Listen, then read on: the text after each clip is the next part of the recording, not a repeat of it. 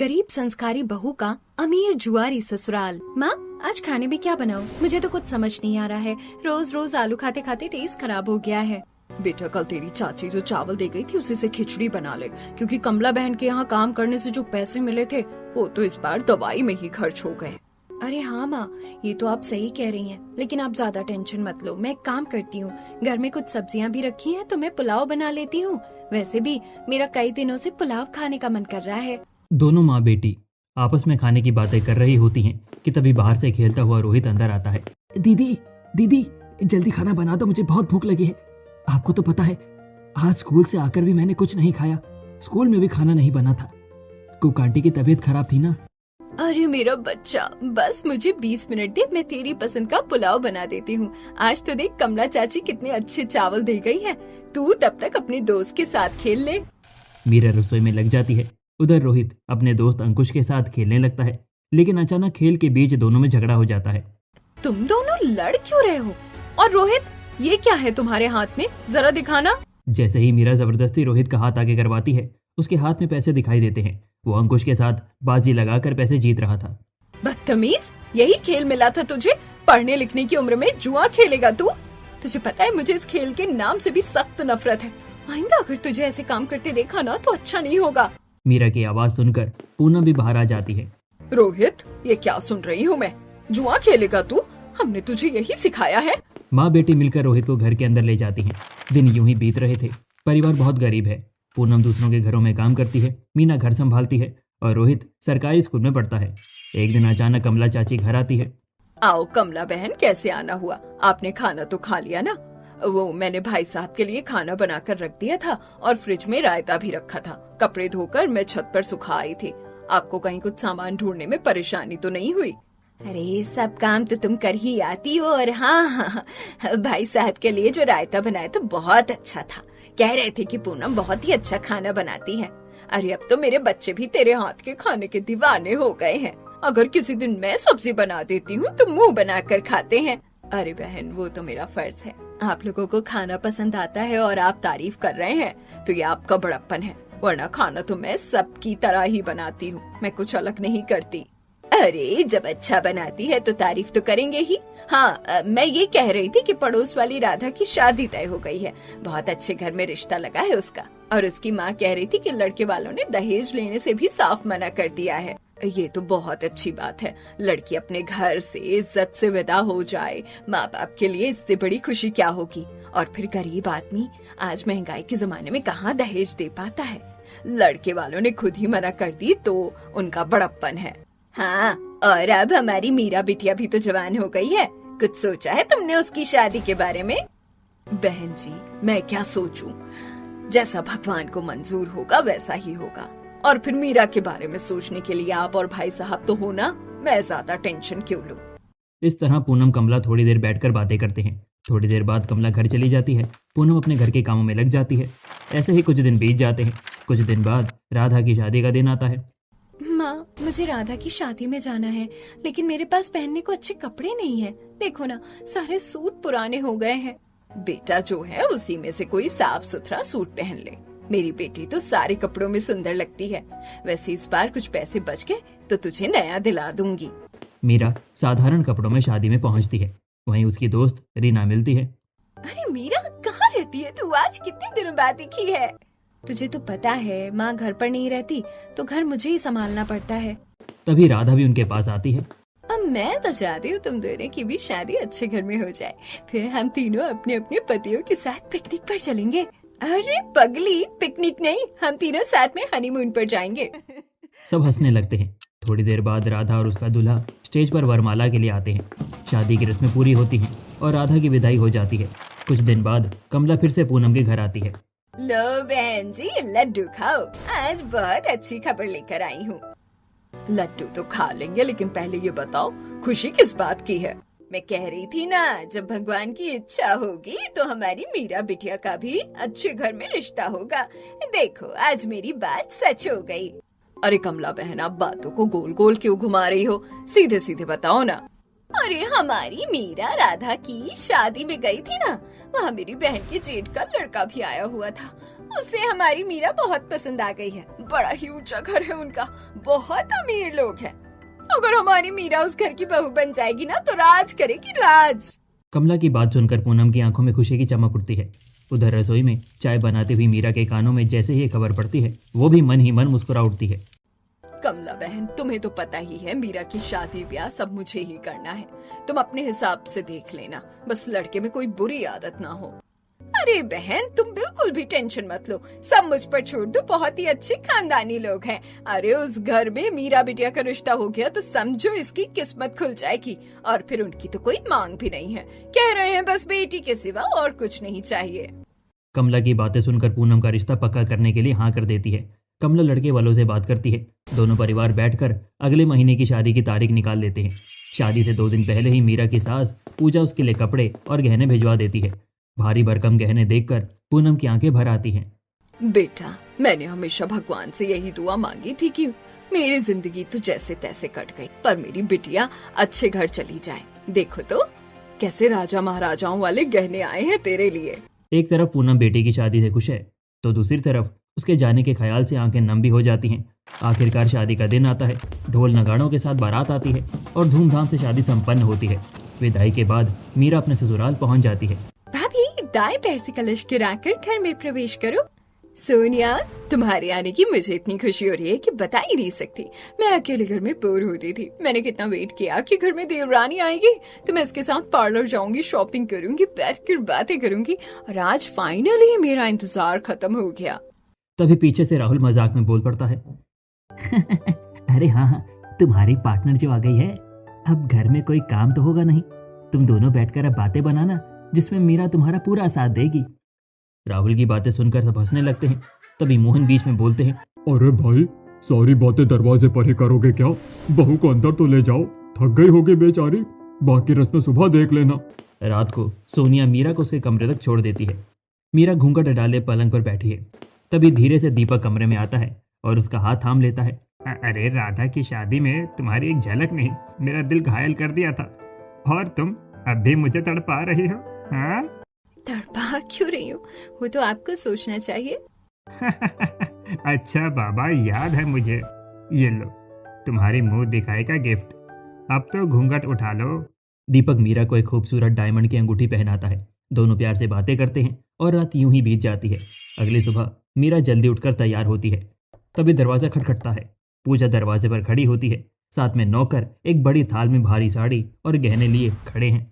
बहू, तुम इतनी जल्दी उठ गई, और ये क्या, इतनी हल्की साड़ी क्यों पहनी है? ये लो मेरी तरफ से मुंह दिखाई का गिफ्ट। जल्दी से ये साड़ी पहनकर तैयार हो जाओ और ये गहने भी पहन लेना। मीरा साड़ी और गहने पहनकर सीढ़ियों से नीचे आती है। पहले मंदिर में दीप जलाती है, फिर सबको आरती देती है और बड़ों के पैर छूकर आशीर्वाद देती है। मम्मी जी, आज मेरी पहली रसोई है ना, मुझे नहीं पता आप लोगों को क्या पसंद है, मैं क्या बनाऊं? बेटा, वो सब पुराने जमाने की बातें हैं। तुम्हारी शादी अमीर घर में हुई है, यहाँ तुम्हें खाना बनाने की कोई जरूरत नहीं है। हमारे घर में मास्टर शेफ लगे हुए हैं, जो बनवाना हो उन्हें बोल देना। पर माँ जी। अच्छा, अगर तुम्हारा मन है तो मीठे में कुछ बना लो, उसी से तुम्हारी पहली रसोई हो जाएगी। मीरा खुश होकर रसोई में जाती है और काजू बादाम डालकर स्वादिष्ट बेसन का हलवा बनाती है। पहले भगवान को भोग लगाती है, फिर सबको परोसती है। मीरा, तुम्हारे हाथों में तो जादू है। अरे बुलाओ इन मास्टर शेफ को, कहते हैं विदेश से डिग्री ली है, और यहाँ देखो बिना डिग्री के इतना स्वादिष्ट हलवा है। सच में तेरे हाथ का हलवा खाकर तो मजा आ गया। भाभी, मुझे थोड़ा और देना ना। क्यों सोनिया जी, आज आप डाइट पर नहीं हो क्या? भाभी ने हलवा ही इतना टेस्टी बनाया है, आज तो मोटा होने का भी डर नहीं है। घर हंसी खुशी से गूंज उठता है और मीरा के नए जीवन की शुरुआत मीठे स्वाद के साथ होती है। सोनिया की बातें सुनकर सब लोग हंसने लगते हैं। इसी तरह मीरा के ससुराल में अच्छे दिन गुजरने लगते हैं। मीरा बहुत संस्कारी और शांत स्वभाव वाली थी। हर रोज सुबह जल्दी उठती है, नहाकर मंदिर में पूजा करती है। उसे खाना बनाना बहुत पसंद है, इसीलिए घर में मास्टर शेफ होने के बावजूद वो रसोइयों के साथ खुद भी कुछ न कुछ बनाती रहती है। और ऐसे ही एक दिन सब लोग हॉल में बैठे होते हैं, तभी सोनिया वहाँ पर आती है। मीरा भाभी, आप कल फ्री हो ना? मतलब भैया के साथ कोई प्लान तो नहीं है ना? नहीं दीदी, क्या हुआ? मैं तो फ्री ही रहती हूँ, घर पर ही तो रहती हूँ। वो मेरी कुछ दोस्त आपसे मिलना चाहती हैं, मैं उन्हें बुला लूं? हाँ बेटा, बुला ले। वैसे भी जब से इन दोनों की शादी हुई है, दीपक इसे कहीं बाहर लेकर नहीं गया, घर में अकेले बोर हो जाती होगी। अरे हाँ, मैं तो पूछना ही भूल गया था। तुम लोग हनीमून पर नहीं जा रहे हो क्या? बहू को ऐसे ही घर में बिठाए रखने का इरादा है क्या? अरे पापा, क्या जल्दी है, चले जाएंगे। अभी तो शादी की थकान भी नहीं उतरी है। इसी तरह बातें होती रहती हैं। उधर सोनी अपनी दोस्तों रिया और दीपिका को घर आने का न्योता दे देती है। अगली सुबह मीरा सुंदर सी साड़ी पहनकर सिर पर पल्लू रखकर तैयार होती है। तभी डोरबेल बजती है। कहाँ रह गई तुम दोनों? कब से इंतजार कर रही हूँ। अरे आज शहर में कोई मंत्री आ रहा है, उसकी वजह से ट्रैफिक जैम था, हम दूसरे रास्ते से आए। सोनी अपनी दोनों दोस्तों को अंदर लेकर आती है। तभी दीपिका की नजर मीरा पर पड़ती है। सोनिया, ये तुम्हारी छोटी भाभी है, ये गांव से है क्या? हाँ, गांव से ही है, लेकिन तुम्हें कैसे पता चला? अरे इनके पहनावे से ही पता चल जाता है। तभी काजल और मीरा भी पास आकर बैठ जाती हैं। पहनावे से गांव शहर नहीं संस्कार दिखते हैं, और मेरी देवरानी तो बहुत संस्कारी है। अरे ये सब छोड़ो, बताओ क्या खाओगी? तुझे तो पता है तेरे घर की चिकन बिरयानी मुझे बहुत पसंद है, वही बनवा दे। सोनिया चिकन बिरयानी और कुछ चाइनीज डिश का ऑर्डर किचन में दे देती है। उधर वो अपने दोस्तों को घर दिखाने लगती है। मीरा भाभी, आपने भी तो पूरा घर नहीं देखा होगा, चलो आज मैं आपको घर का टूर करा देती हूँ। सोनिया अपने दोनों दोस्तों के साथ मीरा को भी घर दिखाती है। घर बहुत बड़ा और आलीशान है। मेरा ससुराल तो कितना बड़ा है, इतनी जगह में तो मेरा पूरा गांव बस जाए। सच में माँ सही कहती थी, जरूर मैंने अच्छे कर्म किए होंगे जो इतना अच्छा घर मिला। मीरा सोच में डूबी होती है कि तभी सोनिया उसे घर के पीछे की ओर ले जाती है। भाभी कहाँ खो गई आप? बस थोड़ा सा हिस्सा और है, फिर हॉल में चलते हैं, मुझे बहुत भूख लगी है। तभी मीरा की नजर एक बंद कमरे पर पड़ती है। वो दरवाजे के सामने रुक जाती है। दीदी, ये कमरा लॉक क्यों है? इसमें क्या है? भाभी यहाँ से चलो, इस कमरे के बारे में किसी से मत पूछना, और मम्मी को भी मत बताना कि आप यहाँ आई थी। सोनिया की बात सुनकर मीरा घबरा जाती है। उसे लगता है जैसे फिल्मों की तरह ये कोई रहस्यमय कमरा हो जहाँ जाना मना है। उधर रिया और दीपिका हल्का सा मुस्कुरा देती है। सब लोग वापस हॉल में आ जाते हैं। भाभी बहुत भूख लगी है, जरा देखना सब कुछ बन गया है क्या? मैंने सुबह से कुछ नहीं खाया, इन दोनों महारानियों का इंतजार कर रही थी। मीरा किचन की ओर चली जाती है। उधर हॉल में रिया और दीपिका आपस में धीरे धीरे बातें करती हैं। वैसे तुम्हारी भाभी दिखने में बहुत सीधी सादी और संस्कारी लगती है, और तुम लोग तो अमीर जुआरी परिवार हो, इन्हें भी जुआ खेलना आता होगा क्या? रिया की ये बातें सुनते ही सोनिया तुरंत उसे चुप कराती है। चुप हो जा, घर से निकलवाएगी क्या मुझे? प्लीज मेरी भाभी के सामने जुए का नाम मत लेना, उन्हें तो पता भी नहीं है कि यहाँ सब लोग जुए के शौकीन है। मीरा अनजान है, उसे नहीं पता कि जिस आलीशान घर को वो अपनी किस्मत समझ रही है, उस घर की दीवारों के पीछे कैसा राज छिपा है जो उसकी जिंदगी बदल सकता है। सोनिया रिया को चुप करा रही होती है कि तभी किचन से मीरा वापस आ जाती है। उसके साथ काजल भी होती है। अरे क्या नहीं बताना, आखिर क्या बातें चल रही हैं? कोई हमें भी तो बताओ। हाँ सोनिया, तुम हमें देखकर चौंक क्यों गई? अरे कुछ नहीं भाभी, ये तो बस ऐसे ही। अच्छा चलो छोड़ो, खाना तैयार है, तुम सब लोग खाना खा लो। वैसे भी दीदी आपको बहुत बहुत भूख लगी थी ना? सब लोग बैठकर खाना खाते हैं। थोड़ी देर बाद सोनिया की दोस्त चली जाती है। ऐसे ही कुछ दिन बीत रहे होते हैं। एक दिन दीपक, राहुल और मोहन काम पर गए हुए थे। इधर पूजा अपनी दोस्त के घर किटी पार्टी में चली गई। घर पर मीरा और काजल थी। काजल अपने कमरे में लेटी हुई थी और मीरा अकेले घर में बोर हो रही थी। इतना बड़ा ससुराल है लेकिन घर में कोई भी नहीं है, और फिर बार बार मुझे उस बंद दरवाजे का ख्याल आ रहा है। आखिर उसमें क्या होगा? चल छोड़ना मीरा, तू भी क्या सोच में पड़ गई? तेरी एक जेठानी भी तो है, चल उसके पास चल। खुद से ही बातें करते हुए मीरा अपनी जेठानी के कमरे में चली जाती है। मीरा क्या हुआ, कैसे इधर उधर घूम रही हो? कुछ नहीं जेठानी जी, मन नहीं लग रहा था तो सोचा आपके पास आकर बैठ जाऊं। अरे मन क्यों लगेगा, दीपक जो नहीं है घर पर, वैसे आने दो से शाम को उसकी कान खींचूंगी। वो तुम्हें कहीं भी बाहर नहीं लेकर गया, भाई ये तो गलत बात है। हाँ नहीं भाभी, ऐसा कुछ नहीं है। वैसे जेठानी जी आपको पता है, गांव में तो सादे साधारण लोग होते हैं। मुझे भी ऐसा लगा था कि शादी के बाद मैं यहाँ खाना बनाऊंगी अपने पति के लिए, अपनी सास के पैर दबाऊंगी, लेकिन देखो ना, यहाँ तो चारों तरफ नौकर चाकर लगे हुए। मम्मी जी तो मुझे किचन में एक भी काम नहीं करने देती। काजल मीरा की बातों में हाँ में हाँ तो मिलाती है, लेकिन मन ही मन सोचती है, बेचारी मेरी देवरानी कितनी संस्कारी और सीधी है। अभी तो इसे बस अमीर ससुराल दिखा है, लेकिन जब अमीर जुआरी ससुराल का असली रूप इसके सामने आएगा तो इस पर क्या बीतेगी। इसी तरह दोनों देवरानी जेठानी बैठकर खूब सारी बातें करती हैं। ऐसे ही कुछ दिन बीत रहे होते हैं। एक दिन रात में अचानक मीरा की नींद टूट जाती है। वो देखती है कि दीपक कमरे में नहीं है। इतनी रात को ये कहाँ गए? आखिर रात में इन्हें कौन सा जरूरी काम हो सकता है जो मुझे बिना बताए ही चले गए। दीपक को कमरे में ना देखकर मीरा थोड़ा परेशान होती है। उसे प्यास लगी होती है।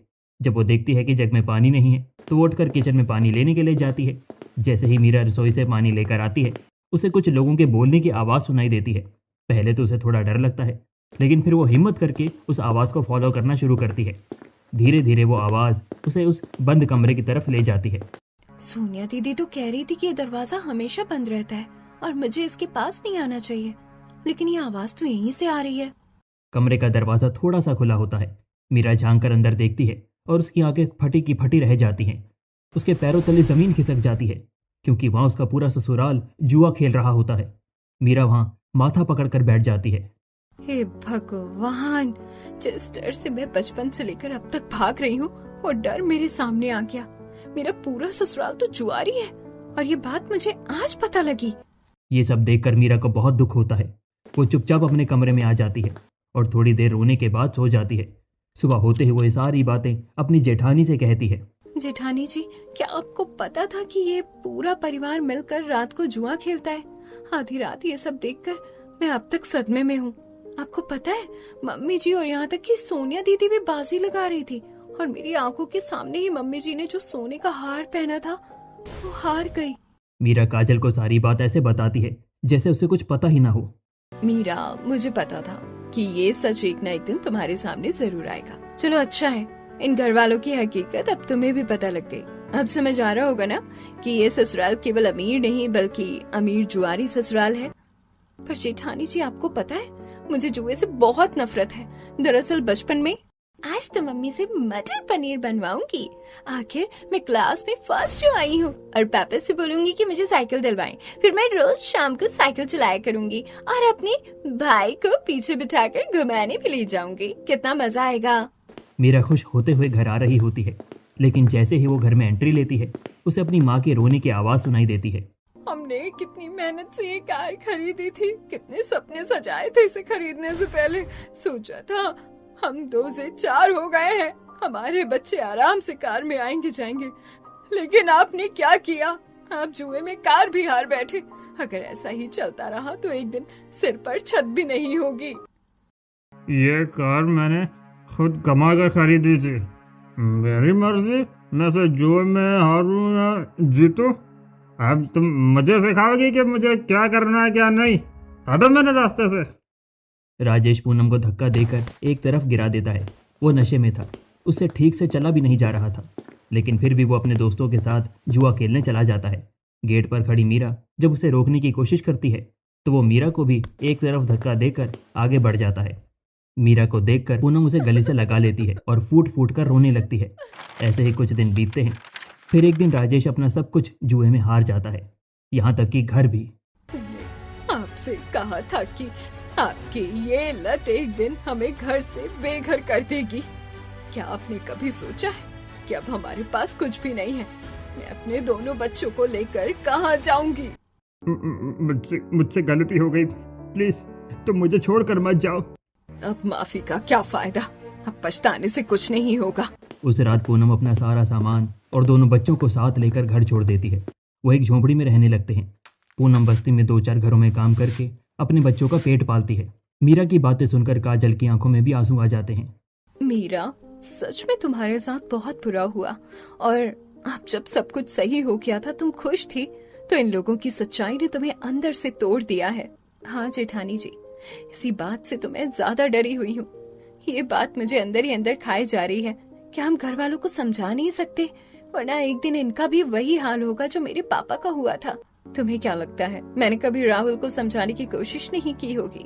क्या मैंने कभी मम्मी जी को नहीं रोका होगा? मैंने हर संभव कोशिश की है, लेकिन ये लोग जुए के इतने आदी हो चुके हैं कि ये खाना खाए बिना रह सकते हैं, पर जुआ खेले बिना नहीं। दोनों देवरानी जेठानी अपना दुख आपस में बांटती हैं। ऐसे ही 1-2 दिन बीत जाते हैं। अब मीरा रात को उठकर उन्हें जुआ खेलते हुए देखती है और सोचती है कि इन्हें कैसे रोका जाए। एक रात मीरा दरवाजे के बाहर खड़ी होकर अंदर झांक रही होती है। ओहो, हो ही नहीं सकता कि तुम मुझे इस खेल में हरा दो। तुम्हें पता नहीं है तुम्हारा पाला किससे पड़ा है? तभी तो मैं अपनी जान से प्यारी चीज ब्लैक रेंज रोवर की बाजी लगाता हूँ। रेंज रोवर का नाम सुनते ही मीरा का दिल जोर जोर से धड़कने लगता है।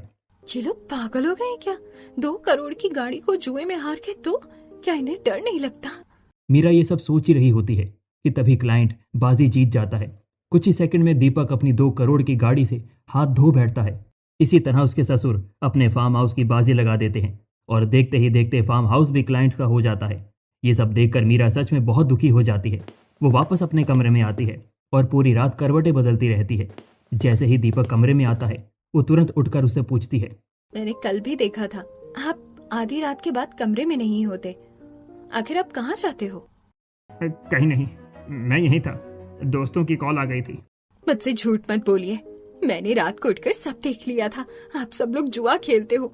मैं बता रही हूँ आपको, जुआ खेलना अच्छी बात नहीं है, इससे पूरा घर दांव पर लग सकता है। मीरा के मुंह से जुए के खिलाफ ऐसी बातें सुनकर दीपक का पारा हाई हो जाता है। अब तुम मुझे बताओगे कि मुझे क्या करना है और क्या नहीं? अपने काम से काम रखो। मेरी बीवी हो ना, बीवी बनकर रहो। मेरी माँ बनने की कोशिश मत करो, समझी? और आइंदा मुझे जुआ खेलने से रोकने की कोशिश मत करना। शादी के बाद पहली बार दीपक ने मीरा पर इस तरह चिल्लाया था। उसे इस बात का बहुत बुरा लगता है। उसकी आंखों में आंसू आ जाते हैं, लेकिन आखिर वो कर भी क्या सकती है। अब उसका ना तो जल्दी उठने का मन करता है, ना ही सजने संवरने का। ऐसे ही 1-2 दिन बीत जाते हैं। एक दिन काजल उसके पास आती है। मीरा, मैं 2-3 दिन से देख रही हूँ तुम कमरे से बाहर ही नहीं निकल रही। तुम्हारी तबीयत तो खराब नहीं है? भाभी, तबीयत तो मेरी इस जुआरी परिवार का सच आने के बाद ही खराब हो गई थी। समझ ही नहीं आ रहा इस सदमे से कैसे बाहर निकलूं। भाभी, कुछ तो उपाय होगा ना? हम लोग कुछ तो कर ही सकते हैं। आपको पता है, परसों रात पापा जी ने फार्म हाउस की बाजी लगा दी और वो हार गए, और दीपक ने अपनी रेंज रोवर की। रेंज रोवर और फार्म हाउस का नाम सुनते ही काजल को भी बहुत बुरा लगता है। अरे तुम्हें पता है, फार्म हाउस तो मेरा सुकून था। जब भी मुझे बुरा लगता था मैं वहीं चली जाती थी। वहाँ मैंने कितने अच्छे अच्छे फूल लगाए थे, लेकिन अब वो भी हमारे नहीं रहे। और दीपक ने रेंज रोवर कैसे बाजी में लगा दी? वो तो उसे जान से भी ज्यादा प्यारी थी। देख लो भाभी, जुआ खेलने वाला इंसान जान की भी बाजी लगा सकता है। उसे उससे ज्यादा प्यारा कुछ भी नहीं होता। हाँ, तुम ठीक कह रही हो। हम दोनों को ही कुछ न कुछ करना पड़ेगा, वरना ये लोग एक दिन इस घर को भी दांव पर लगा देंगे। दोनों देवरानी जेठानी बहुत देर तक इस समस्या का हल सोचती रहती हैं। वैसे मीरा, मेरे पास एक आइडिया है। काजल मीरा को अपना प्लान बताती है और उसे अपने दोस्तों के साथ मिलवाने के लिए निकल पड़ती है। काजल रामू काका से कहती है, रामू काका, मैं और मीरा मार्केट जा रहे हैं। अगर मम्मी जी या घर का कोई भी मेंबर पूछे तो बता देना। मम्मी अभी अपनी दोस्त के यहाँ गई हैं। ठीक है मालकिन, जब बड़ी मालकिन आएंगे तो मैं उन्हें बता दूंगा। इस तरह दोनों देवरानी जेठानी घर से निकल जाती हैं। रास्ते में भी रेस्टोरेंट में पहुंचती हैं, जहां काजल की दोस्त श्वेता, कनिका और श्रद्धा पहले से ही बैठी होती हैं। काजल, क्या हुआ? आखिर आज इतनी इमरजेंसी में तुमने हम तीनों को क्यों बुलाया है? कुछ बड़ी बात है क्या? हाँ यार, जब तेरी कॉल आई और तूने जल्दी बुलाया तो मैं सच में डर ही गई थी। अब जल्दी बता, आखिर हुआ क्या है? काजल और मीरा, श्वेता, कनिका और श्रद्धा को अपने ससुराल वालों की सच्चाई बता देती है। सच में यार, तेरे ससुराल वाले तो जुए में पूरी तरह डूब चुके हैं। इन्हें तो कुछ भी दिखाई ही नहीं दे रहा। हाँ वही तो, अगर यही हाल रहा तो ये अमीर से गरीब हो जाएंगे। इन्हें सड़क पर आने में देर नहीं लगेगी। अब आप ही हमारी कुछ मदद कर सकती हो। तीनों सहेलियां काजल और मीरा की बात ध्यान से सुनती हैं और उनके घर आने के लिए तैयार हो जाती हैं। मीरा और काजल खुशी खुशी घर लौट आती हैं। अगली सुबह पूजा सोफे पर बैठी अपना फोन चला रही होती है। तभी डोर बेल बजती है। गार्ड दरवाजा खोलता है और घर में श्वेता, कनिका और श्रद्धा की एंट्री होती है। काजल बहू, देखो तो तुम्हारी सहेलियां आई हैं। काजल और मीरा आकर तीनों से मिलती हैं। देखो, मैं इन दोनों से कहती रहती हूँ अपने दोस्तों के घर जाया करो, अपने लिए टाइम निकाला करो। यहाँ ससुराल में कोई रोक टोक नहीं है, लेकिन ये दोनों कहीं बाहर जाना आना पसंद ही नहीं करती। अच्छा किया तुम तीनों यहाँ आ गई। हाँ आंटी जी, बहुत दिनों से मिलने का मन कर रहा था। काजल तो आती ही नहीं, हमें ही आना पड़ा। सब लोग बैठकर बातें कर रही होती हैं कि अचानक श्रद्धा अपनी जैकेट उतार देती है। जैकेट उतारते ही उसका चमचमाता नेकलेस दिखता है। अरे वाह श्रद्धा, तुम्हारा नेकलेस तो बहुत प्यारा लग रहा है। लगता है जीजू ने गिफ्ट किया है। अरे नहीं यार, ये तो कल मैंने जुए में जीता है। क्या सच में? तुम जुए में इतनी एक्सपर्ट हो गई हो? और नहीं तो क्या, ये तो इस पूरी सिटी का जुआ एक्सपर्ट बन गई है। इसकी टक्कर को कोई जुआरी इस शहर में नहीं है। इसे कोई मात नहीं दे सकता। कनिका जानबूझकर श्रद्धा की तारीफ बढ़ा चढ़ा कर करती है। ये सब सुनकर पूजा से चुप नहीं रहा जाता। अरे तुम्हें बड़ा पता है, इस शहर में एक से बढ़कर एक जुए के एक्सपर्ट पड़े हैं। 2-4 लोगों से बाजी जीत कर खुद को एक्सपर्ट समझने लगी हो तुम। ओह आंटी प्लीज, आप गलत फहमी में मत रहिए। ये सच में आपको मात दे सकती है, इसका रिकॉर्ड है। आज तक एक भी बाजी नहीं हारी है। अच्छा, अगर ऐसी ही बात है तो फिर मुझसे टक्कर लेकर दिखाओ, हो जाए एक एक मुकाबला। मीरा और काजल जैसे चाहती थी बिल्कुल वैसा ही हुआ। कनिका की बढ़ा चढ़ाकर की गई तारीफ से पूजा जोश में आ गई और श्रद्धा से मुकाबला करने के लिए तैयार हो गई। घर के सारे लोग इकट्ठा हो जाते हैं। सभी अपने जुए वाले सेटअप की तरफ पहुंचते हैं। पूजा और श्रद्धा के बीच मुकाबला शुरू होता है। तो बताओ, पहली बाजी तुम खेलोगी या मैं? आंटी मुझे ना पहली बाजी का डर है ना दूसरी का। आप मुझसे लगवा लीजिए या खुद लगा लीजिए, जीतूंगी तो मैं ही। श्रद्धा की बात सुनकर पूजा को गुस्सा आ जाता है। वो जोश में अपना 9 लखा हार दांव पर लगा देती है। देखते ही देखते पूजा बाजी हार जाती है और वो नेकलेस श्रद्धा का हो जाता है। क्यों आंटी जी, चौंक गई ना? अरे ये तो बस शुरुआत है, आगे आगे देखिए होता है क्या। अब बताइए, अगली बाजी में क्या लगाना पसंद करेंगी? पूजा को अपनी हार बर्दाश्त नहीं होती। वो गुस्से में आकर अपनी तिजोरी में रखा सारा कैश दांव पर लगा देती है, लेकिन इस बार भी श्रद्धा ही जीत जाती है। अब तो पूजा का पारा सच में हाई हो गया था। आंटी जी अभी भी समय है, इस मुकाबले को रोक दीजिए वरना ये मुकाबला आपको भारी पड़ेगा। जुए में डूबे हुए दर्शक यानी मोहन, दीपक, सोनिया और राहुल भी पूजा को समझाने की कोशिश करते हैं। आज इन्हें बिल्कुल वैसा ही लग रहा था जैसे उस दिन लगा था जब दीपक ने रेंज रोवर हारी थी और दरवाजे के बाहर खड़ी मीरा सब महसूस कर रही थी। इन सब का दिल जोर जोर से धड़क रहा होता है। पूजा, तिजोरी में पूरा 1 करोड़ का कैश था। अरे बस बहुत हो गया। आज तुम्हारी किस्मत अच्छी नहीं है और किस्मत मत आजमाओ वरना बहुत घाटा हो जाएगा। हाँ मम्मी, पापा सही कह रहे हैं। आप श्रद्धा की बात मान लो और इस मुकाबले को यहीं पर रोक दो। नहीं, अब जो होगा देखा जाएगा। बाजी तो मैं जीत कर रहूंगी। बेटा, मैं इस खेल की सिकंदर हूँ। ऐसे छोटे मोटे खिलाड़ी मेरे आगे ज्यादा देर तक टिक नहीं पाएंगे। सभी घर वाले पूजा को बहुत समझाते हैं, लेकिन वो किसी एक की नहीं सुनती और एक के बाद एक बाजी लगाती जाती है। उधर श्रद्धा सारी बाजी जीतती जाती है। तो आंटी जी, आपकी सारी दौलत और शोहरत मेरी हो गई। अब आपके पास अपना ये शानदार घर बचा है, तो क्या आप इसकी बाजी लगाएंगी आप? हाँ बिल्कुल, मैं अपना ये घर दांव पर लगाती हूँ। तुम इतना बड़ा डिसीजन बिना सोचे समझे कैसे ले सकती हो?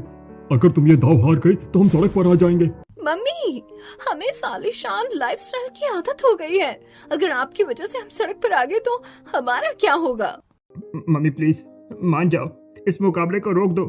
नहीं, कोई कुछ नहीं बोलेगा। वैसे भी ये घर मेरे नाम है। श्रद्धा, तुम अगली चाल चलो। श्रद्धा इस बार भी बाजी जीत जाती है। पूजा आज जुए में सब कुछ हार जाती है। आंटी जी, आपके पास 1 दिन का समय है। आप ये घर खाली कर दीजिए और आपका सारा सामान, I mean अवार्ड, मैं लेकर जा रही हूँ। आंटी मैंने तो आपको पहले ही समझाया था श्रद्धा से टक्कर मत लो, लेकिन आप नहीं मानी। अब तो मान गई होंगी ना कि इस शहर में मेरी दोस्त से बड़ा कोई जुएबाज नहीं है। यही है इस खेल की सिकंदर। काजल की तीनों सहेलियां पूजा को 100 बातें सुनाकर सारा जीता हुआ सामान लेकर चलने लगती हैं। सभी घर वाले खून के आंसू रो रहे होते हैं, लेकिन अब पछताने से क्या होता है, अब तो सब कुछ हार चुके हैं। मीरा, मुझे अपनी गलती का एहसास हो गया है। तुम पिछले 1 हफ्ते से मुझे यही कह रही थी कि घर वालों को बोलकर इस जुए के खेल को रुकवा दूं। अगर मैंने तुम्हारी बात मान ली होती तो आज ये दिन नहीं देखना पड़ता। आज हम कंगाल हो गए, हमारे पास कुछ भी नहीं बचा। काजल, मैंने भी जुए की वजह से तुम्हारा दिल बहुत दुखाया है। अब माफी मांगने से कोई फायदा तो नहीं है, मैं जानता हूँ, लेकिन फिर भी मैं हाथ जोड़कर तुमसे माफी मांगता हूँ।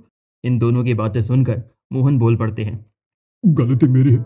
जब माँ बाप बच्चों को सही रास्ता नहीं दिखाते और खुद गलत रास्ते पर चलते हैं तो बच्चे भी रास्ता भटक जाते हैं, और आज वही हुआ है।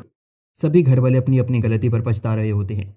तभी मीरा और काजल उठकर बाहर जाती हैं और उन तीनों से सारे पैसे और गहने वापस लेकर आती हैं। उन्हें देखकर पूजा की आंखों में चमक आ जाती है। अरे, तुम ये सारा सामान वापस कैसे ले आई? मम्मी जी, ये खेल था जो मैंने और मीरा ने मिलकर खेला था। दरअसल हम आपको सबक सिखाना चाहते थे और देख लीजिए सबक आपके सामने है।